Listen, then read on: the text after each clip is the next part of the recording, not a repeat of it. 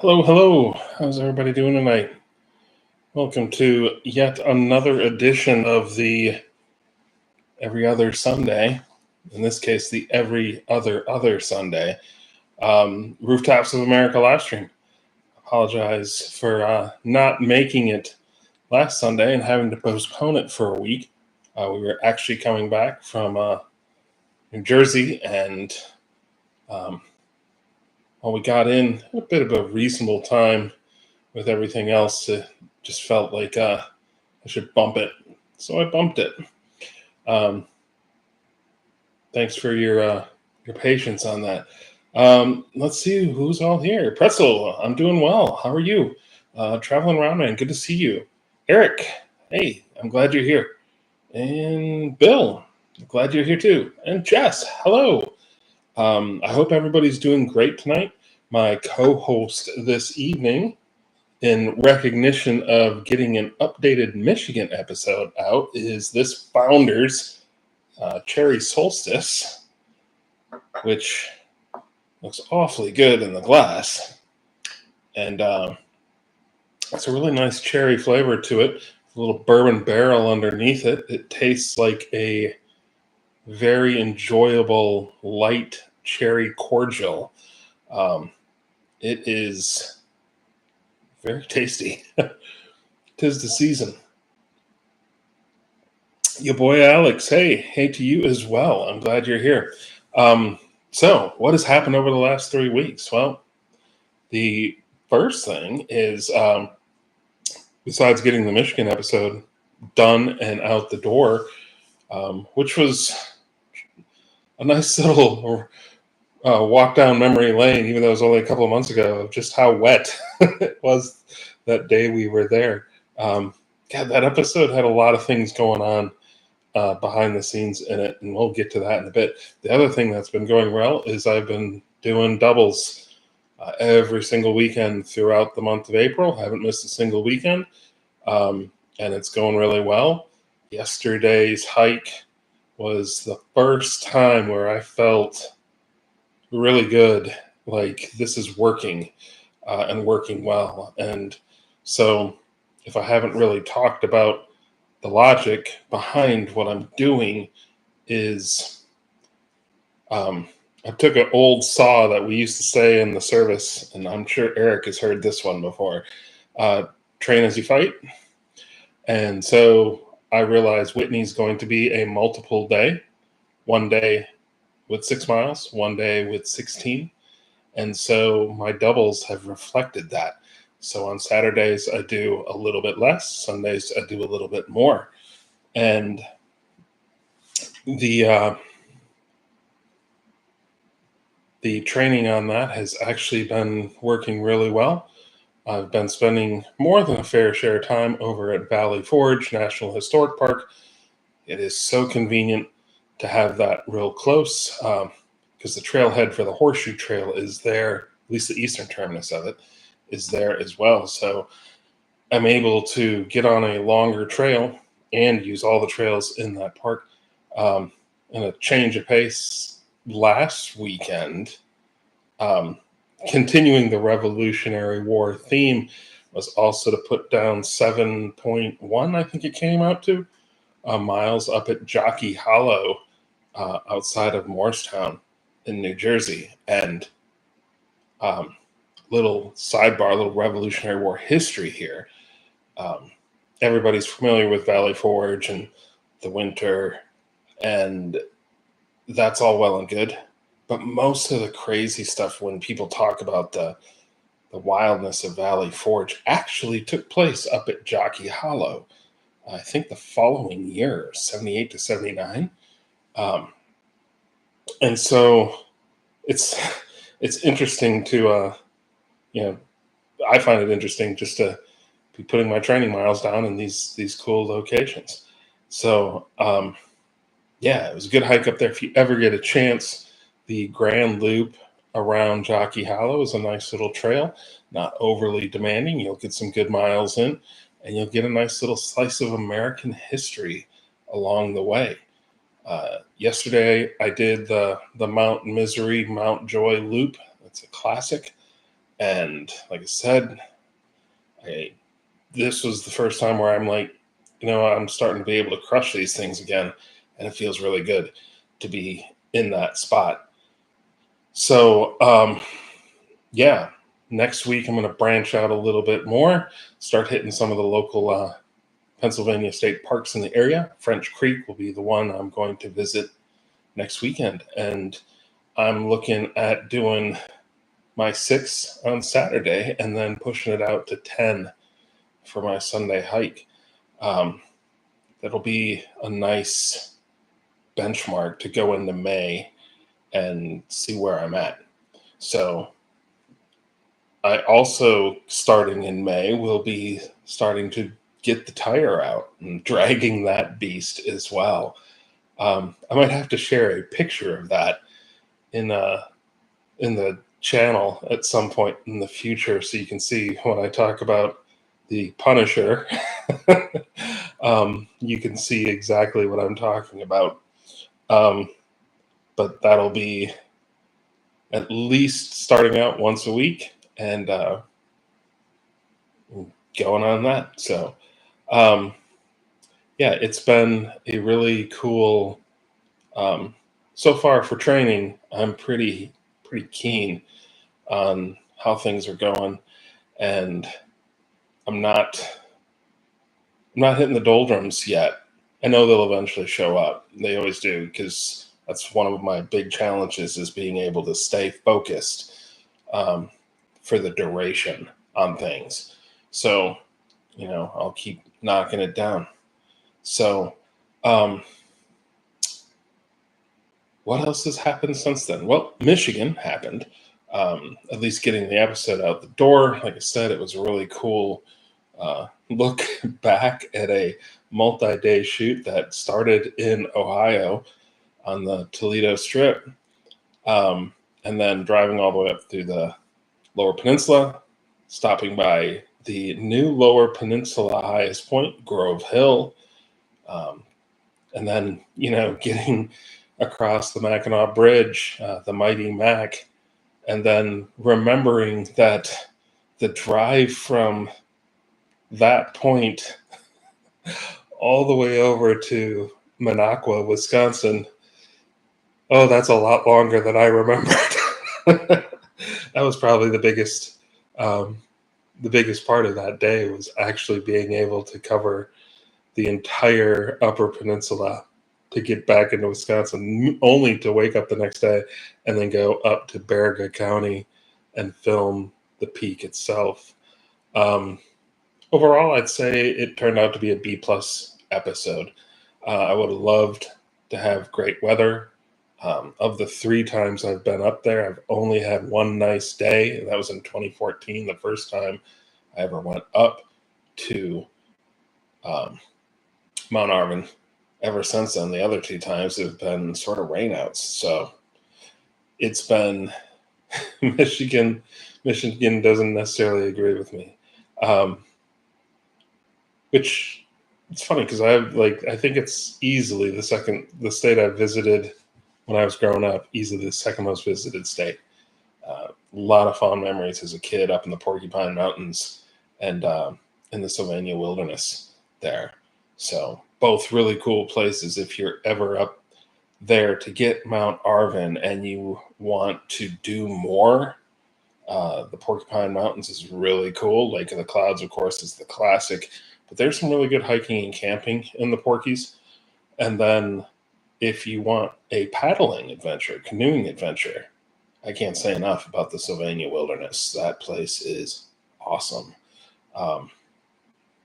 It's worth the stop. Good fishing too. And yeah, the difference, I will say, one of the things maybe I not embellish, that's not the right word, but the probably was a little too generous. I decided to include the entire drive up to Mount Arvin from Zion Lutheran Church on the corner there where you turn off. So there is a that I think it took us 25 minutes that day. That entire drive is there for people to slow down and really pick it apart if they want to. So ended up speeding that footage up by 7 times. Probably could have sped it up by 8 times, but yeah, and it's still a pretty long bit. Neil, what you drinking there, Scott? I am drinking this Founders Cherry Solstice in celebration of getting my updated Michigan episode out. And thanks for being here, Neil. What else we got? How many national park sites are in New Jersey? Probably more than we think. Yeah, I'm sure. I know Jockey Hollow is one for sure. That's a national military park under the purview of the NPS. And I'm sure there's more. So I couldn't tell you off the top of my head. But ever heard of Sand Hill, Indiana? Yes. And I would like to get there at some point. It's the second, if I remember right, it's Indiana doesn't name their high points with the exception of Hoosier Hill. Sand Hill's named, but that's actually farther down the list when you're looking at county high points. But it's the second highest named, if I remember correctly, it's the second highest named high point in the state. So, yeah, I knew, yeah, Menlo Park for Edison, I believe, right? I think so. So there is,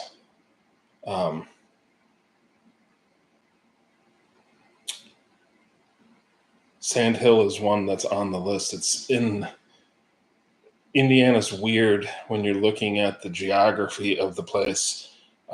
That Cincinnati arch that underlies it gives these like places like Sand Hill, Hoosier Hill. That's where their elevation is coming from.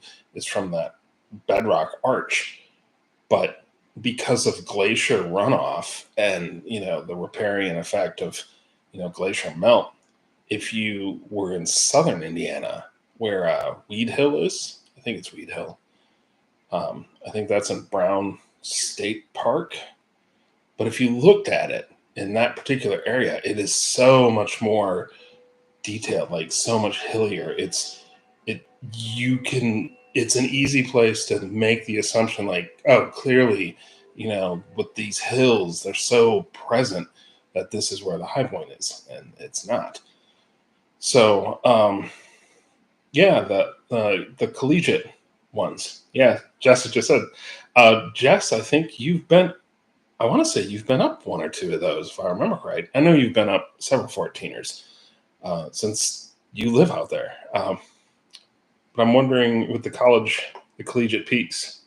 And I've got a Colorado bit, actually, in just a moment.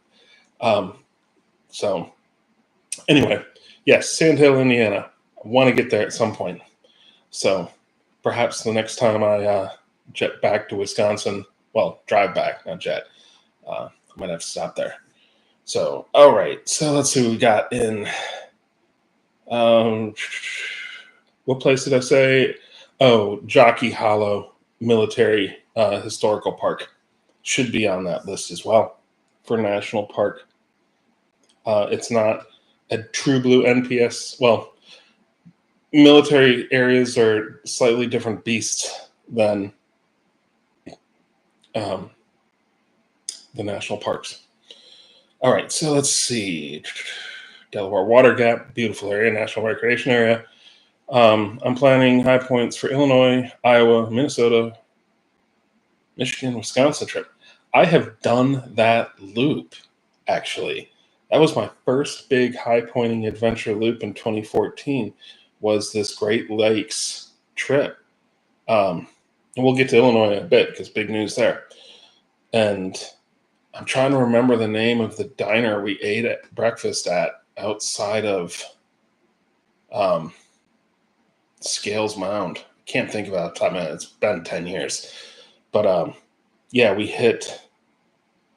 did Charles Mound, drove all the way over to Sibley in Iowa, and then we drove up to I can't remember the name of the state park in Minnesota, but we camped along the way. It was a lot of fun. Um, and then we hiked Eagle Mountain. And then we drove all the way over and camped at Lake Gogebic in the UP, then hit Arvin, and then did Tim's Hill, stopped in to say hi to my parents because, hey, I'm driving right by. If I'm going to Tim's Hill, if I don't stop and see my parents, I think they'd be a little upset. And then um,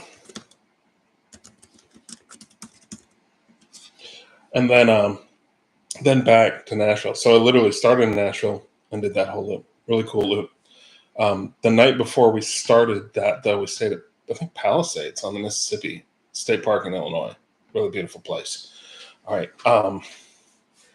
Yeah, you can't go wrong with the state parks in northern Minnesota. Duluth's a great place. There's a lot of cool history there. You go further up to Grand Marais. If you're really looking for adventure, you could pop over to Isle Royale, but that's probably beyond. All right, let's see. Yeah, Collegiate Peaks, done a couple. You're right. I was using the MPS cancellation before that, and also some fancy. Don't know if anyone got the email, but the Illinois High Point is confirmed open this summer at the usual dates. And Andrew, great segue into the point I wanted to talk about. As Andrew mentioned, yes, Illinois, if you had plans for that, and like Bill said, he did. The dates that were already scheduled, those first full weekends of the month, are on. The new owners are really, from what I've heard, from the folks that have been working this issue, the new owners are very amenable to the high pointers, that high pointing community. Same rules, though, that applied under the Wobbles are going to apply with these guys. Don't show up on off dates. The restrictions on pets, the restrictions on hours, stuff like that. So more than ever, I would like to reiterate the fact that this is the year we have to be on our, dress up, best behavior for the occasion, so to speak. Because this is one of these things where it is a privilege, and with the new owners there, you can almost put money on the fact they're going to be cautiously optimistic to see how this goes. So it is imperative for us to role model our best, and represent a really cool and vibrant community. So let's see. All right, I haven't done any of the University and Peaks, but 214ers in that range. Speaking of Colorado, I don't know if folks heard this, but recently a new report came out with updated elevations. And there has been a couple minor changes. Mount Elbert dropped a few feet. It's now 14,437. But there has been some minor adjustments, and I need to find that article and share it with you all. So it's pretty cool to to see. Hopefully, these things continue to. We keep measuring and get more accurate, updated elevations for these places. If there was any that I could see that would be earth-shattering, I'd really love to see the Timms Hill, Pearson Hill put to bed in some way, shape, or form. Though, in particular, what I would really like, and I know this is so ridiculous, what I would really like is a tie. Just because that kind of nonsense is exactly right up my alley. It would be the height of hilarity to me if Timms Hill and Pearson Hill were actually remeasured and were the exact same elevation. That to me would be funny. So, okay. Yeah, Lake Itasca, Headwaters, Mississippi, up there. Yeah, it probably is part of the Morristown National. There's So it is a large section of stuff. Morristown was absolutely critical in the Revolutionary War as a supply center for the Continental Army. Fort Nonsense is up there too, which is worth checking out if you ever get a chance. Hi, David. Glad you're here.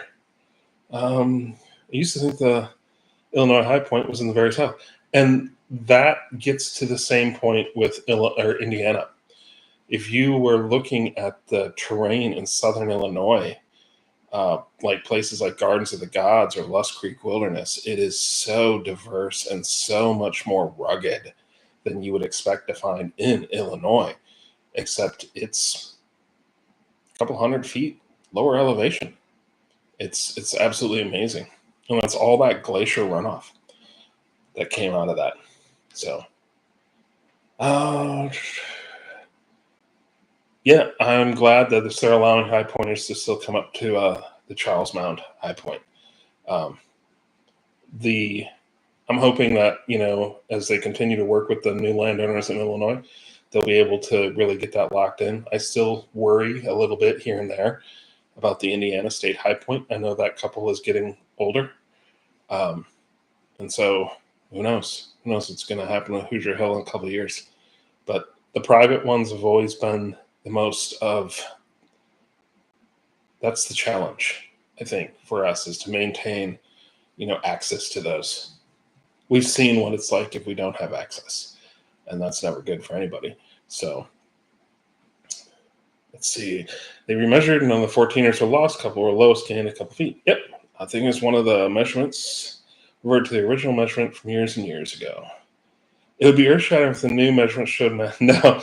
Massive is still at least 10, 15 feet, even with the new stuff. Much to some people's dismay.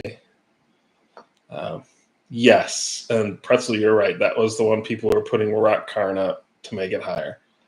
I wonder, are there any eastern hikes that could become Class 5 with snow and ice?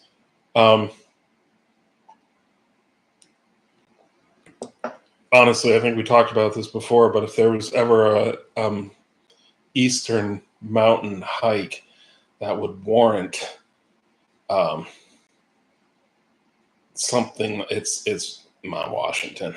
Oh, but there, terrible ideas. Huntington Ravine, which I think isn't that Mount Washington? No, Tuckerman.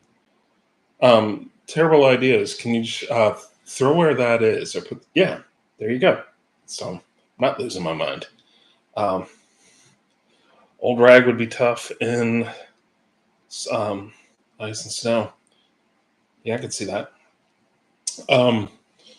So that is how things are going. What is in the docket, Eric? To your, I know you're probably in the "I'll believe it when I see it" days, but Utah is actively being worked.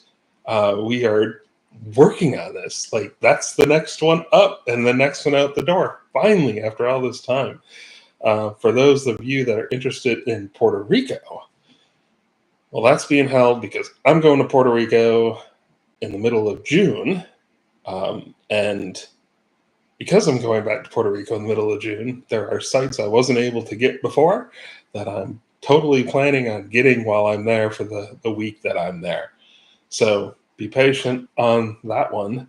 But Utah, I'm happy to say, will be the next thing out.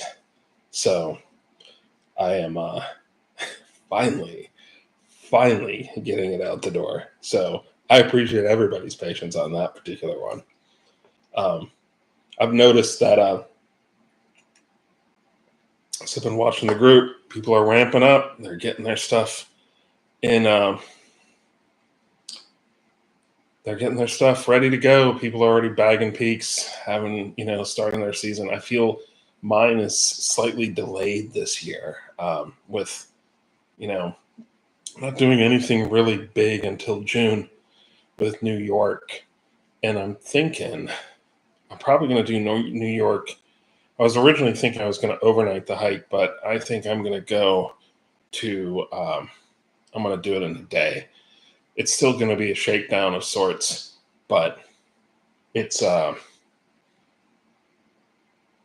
feel it will be a nice as I work those doubles, so to speak, um, it will be that nice proof for the 16 miles for Whitney. So let's see. Is there much difference in weather and PR between each season? There's the dry season, there's the wet season. That's what you pretty much get with Puerto Rico and the Caribbean in general. So, and it's funny on that range, on the south side, well, on the north side of that Cordillera that cuts across Puerto Rico, that's where the jungle is. And then as it goes over to the east, where El Yunque is, and then to go south towards Ponce, you get that drier terrain, that grazing, ranching type terrain. So it is really interesting. Utah, Old Dragon China. Yep, top 5 hike for me. It is a great hike. It is a great hike. Are you doing Utah in 2 days or one long push? We ended up doing it in 2 days. I know people do it in one long push. Actually, we did it in 3 days. We hiked in, camped, summited on day 2, camped, hiked out day 3. So, learned a lot. Learned a lot that is going to translate into Montana and Wyoming, both on taking the, all the gear, the equipment, stuff like that. So Utah really was a proving ground. Utah is also the reason I'm, in that hunt for a new pack. Because while I love my camera bag to death, and it's a great bag, it's not set up for a 2-night thing. It can work. It can work. The Marine in me can still pack the hell out of a bag, but it was tight. It was tight. So let's see. Is that the one you need to reserve a hiking spot in summertime? Are you talking about Utah? We didn't have to reserve anything for Utah. I'm trying to think. I know Whitney in California. I think that's why they got the lottery and and the permit. But I'm trying to think. I think that's. I don't think there's any others. Maybe I could be wrong. Unless you're not talking about the Western stuff, you're talking about out east. So, terrible ladies, Mount Marcy is doable in a day. I believe in you. Thank you very much. Sometimes I even believe myself. Well, that's a lie. I believe myself a lot. Yes, I'm going to go by the Van Hovenberg Trail. That's the plan. So, the itinerary basically looks like this: leave early Friday morning, get up there at a reasonable time, turn the camera on, shoot during the remainder of the daylight, probably get an Airbnb in Lake Placid or Saranac Lake, and rack out, get up super early, get to the lodge, hit the trail, it's dark 30, so to speak, and push at a reasonable pace to get up to the summit at a reasonable pace so I can then film it all the way back down. So, yeah. So, Pretzel, I'll be doing Marcy in June and plan to do a day hike at that one. Yeah. So that's the plan. Want to feel nauseous? Panorama Point is higher than Mount Marcy. It sure is. That's why I, years ago for an April Fool's, the first everything I ever did for April Fool's was high pointing or top 10 high points for people who are scared of heights. And number 1 was Panorama Point. Simply for the fact that you can get over a mile high. And for those of you that have been there, you'll appreciate the joke. There's not much in the way of scary elevation. So Jess actually shot that episode with me years ago, and I'm hoping at some point that we can redo it. And the original thought was maybe this October, but um, unfortunately, or fortunately, depending on who you are, plans have changed. Um, that was another thing. Texas is back on the radar. The My brother is going to Fort Bliss for the Sergeant's Major Academy, and he's going to be there in July, and then for the next 10 months. So we've already slated over Veterans Day weekend. We are going to be heading out to Guadalupe Peak, and I'm looking forward to taking him to the top. I'm looking forward to reshooting that entire episode.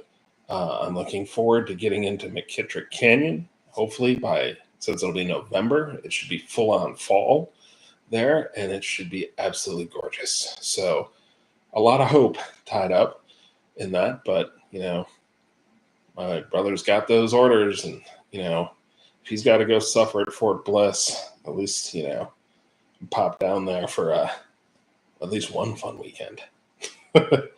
So, yeah. So my Panorama Point reshoot has gotten bumped around a little bit. So perhaps next year. Um, I would originally hoped at this point this year I would have been able to make it out to the Great Sand Dunes, but that one fell by the wayside because work decided to throw wrenches in everything. So Pretzel, when I do a trip to Texas, I would have 4 places to visit: Big Bend, Guadalupe, Carlsbad, and White Sands. Yeah, I always wanted to. That was one of the things I wanted to add to the episode because while it is in New Mexico, it's still in the range. That Guadalupe Mountains range is the Carlsbad Caverns. It's such a cool spot. So, and we talked about Big Bend with another friend of mine, but that's further down the road, I think.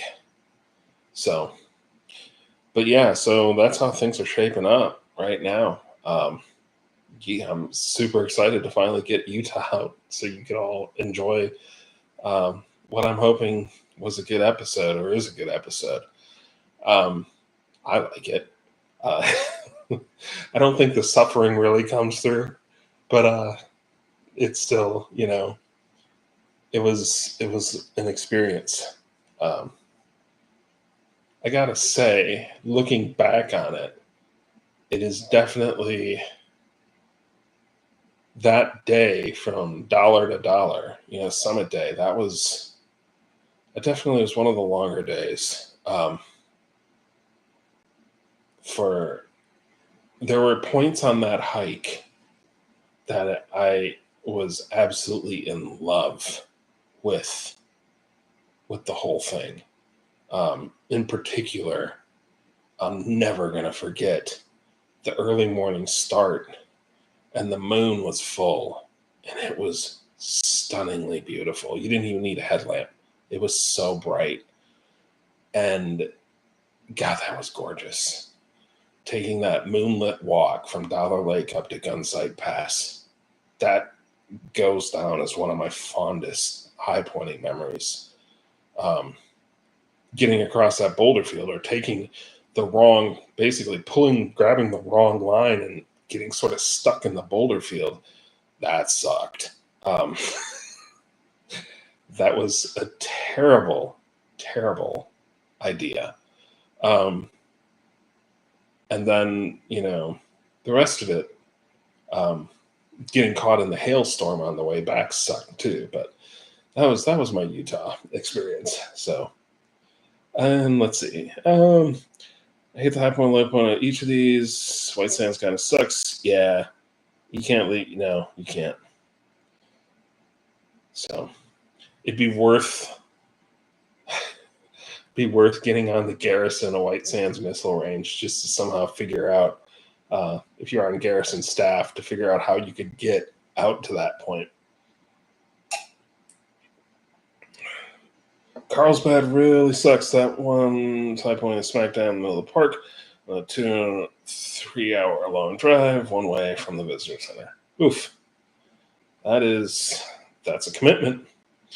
When we've been thinking about California, we've been sketching out the shoot for Whitney. And one of the things I was sort of hoping that maybe we can do is get to Sequoia. But anyway, you cut it. Like the Whitney portal's on one side, Sequoia's on the other, and there is no easy way between the two. You're committing to a multi-hour drive to get from one to the other. And from a production side, I got a hard time justifying that much of a time commitment for just a couple scenes. So it might be, I don't know. These are the things that the good ideas that come up that like that would be really cool. This is something I'd really want. And then I have to look and do the calculus of what's a want and what's a need. And that has become really some of the determining factors on what ends up in an episode, vice what doesn't. Which is really fascinating when you look at something like Michigan, because that's the scene, the stuff down in Ohio on the Toledo Strip. If I literally was, the only reason that happened was because I knew I'd have to get to Minocqua, and it was only about 2 hours more driving than it would have been if I would have went up south through Wisconsin and then up, Interstate 39 to eventually US 51. But instead, I was able to be like, you know what, I can pick up this stuff here. I can get to Grove Hill, and work my way through. Things that didn't make it in that I had actually planned on for Michigan was going out to Tilden to see the iron tailings pile, this 2,000-foot man-made monstrosity of mining waste, which is the tallest thing in Michigan these days, which is sad to say. I want to say Michigan's not alone either. I think in Indiana, there is a landfill now that might actually be taller than Hoosier Hill. Well, actually, it would be. No matter, let's see. When I do Whitney, I plan on flying into Vegas and then going to Death Valley and some other parks. Yeah, so Death Valley is one of the things that's on the list. That if we have the time, I'd rather pick that up than Sequoia. So I don't know. We'll see how it shakes out. Though, conversations with Brett and Eric are both saying Death Valley should be its own thing because we want to spend more time to actually make that episode into something decent for folks instead of just a lark. The dunes drive from the visitor center, the highest point on solid ground without hiking you can reach is the Alkali Flat Trailhead parking area. I want to see the world's oldest and tallest trees on the trip. There are trees in California taller, the highest peak in Florida. There sure are. Hyperion is the name of that redwood. There's also the oldest trees. I don't know, Eric, if you've done Boundary, but the ancient bristlecone pine forest is really close because it's in the White Mountains there. If you go to Whitney to see the ancient bristlecones on the White Mountain, yep. We did that for Nevada. We went there and saw them and filmed there in 2000. What had that been? 21? Yeah, I guess it was 2021. That can't be right. I guess that is right. Wow. Time flies.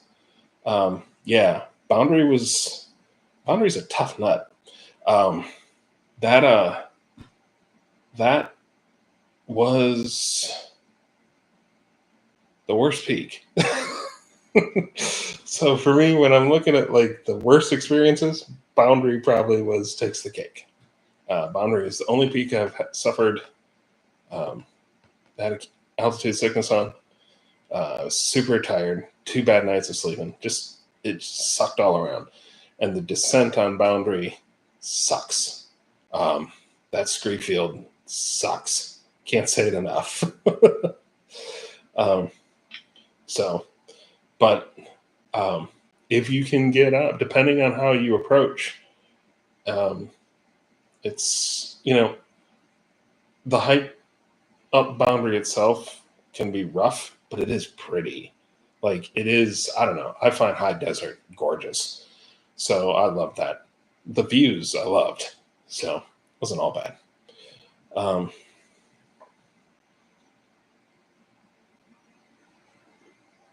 yeah, but for anybody else, if you're not going to Boundary and you're just going to be in the Owens Valley area there, the ancient bristlecone pine forest, really, really cool.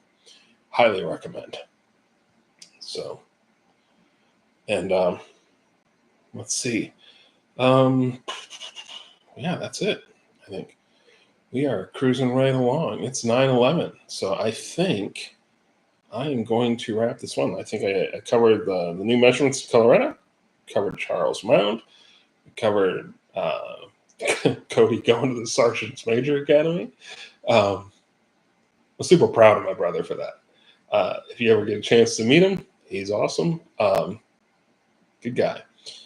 And what else? Covered Michigan, this way, that way, and all around, and talked about Utah.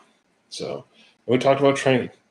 Um, and I'm still on the hunt for my new backpack. So awesome. And everybody doing Boundary, Boundary and Whitney next year before the convention. Very cool. Where is the convention in 2025? Have they said? I'd like to know that. It's back in Bishop. Oh, that makes sense. Because every time we've tried to have it there. Yeah. Okay. So, hey, Mark, and you would, Mark, I think you would know. You've been working on the convention planning for South Dakota, if I am not mistaken. I want to say I saw the picture. And if so, thank you very much for all your work on that. And thanks for being here. So it's 9:12. I'm going to wrap this one up about 3 minutes early. I hope. Hey, Archie.